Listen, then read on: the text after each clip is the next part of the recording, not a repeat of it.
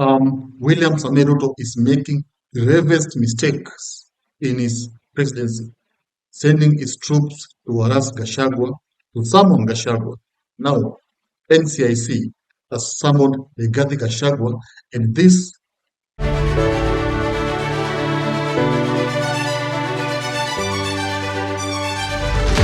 Hello, folks. Welcome back to Dota Politica, and I'm your analyst, Peter Ogutu.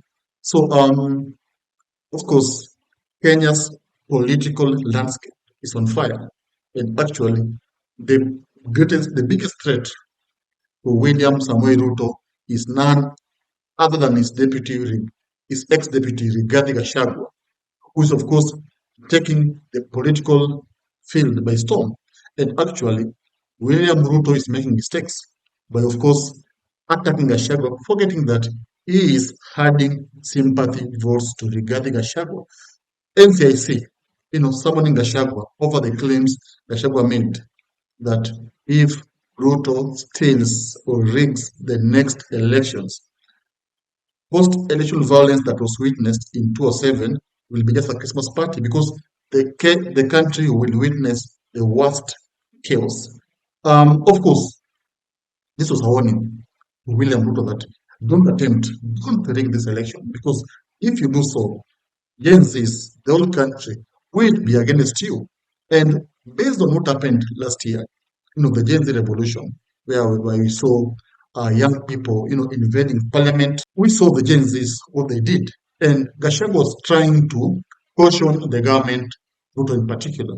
But now, you see, someone like Ruto, the head of state, doesn't like to tell the truth because I think he wouldn't want to leave power to anyone. And that's why he is so sensitive to this issue, this IBC issue. He's even forgetting that, Oscar Sudi once said that if Ruto does not, get votes, he will manufacture votes for him. And of course, the statement that Sudi said were worse than what Gachagua said because Sudi said that he would rig the election. And of course, that's enough to incite the public. But now, what Gachagua said, Gachagua's call is equity, transparency in IBC. But this is the conversation that William Samoei Ruto wouldn't want to have with anyone. In fact, Kalonzo Musyoka, wrote a letter to Ruto demanding to know how Ruto arrived at the names. Having said so, the IBC issue seems to be, getting into William Ruto's nerves. That's why he is sad and mad at Gachagua because he knows that Gachagua knows the secrets. Maybe they used 2022 because Raila said that Ruto rigged the elections and Chebukati helped him. Chebukati propelled him to power. So Ruto is so sensitive about this IBC issue, and now he is out there to destroy Gachagua. In fact, Gachagua said that there is a biological weapon meant to destroy his brain and, of course, incapacitate him. The way, remember Matiba in the 1992. Matiba was allegedly, incapacitated by Moi. Moi allegedly applied mercury on Matiba. And what happened? Matiba was paralyzed. He was just, he was just a body. Like he couldn't even think. In fact, Matiba quit politics after the mercury issue. But this is allegations, huh? No one confirmed it, but it is highly believed that Moi applied mercury on Matiba. Then Gachagua is saying that William Ruto is trying to apply the same on him. And remember, Matiba was the kingpin in Mount Kenya at the time. And Moi, of course, was a Kalenjin. So Matiba was trying to lock Moi out of Mount Kenya.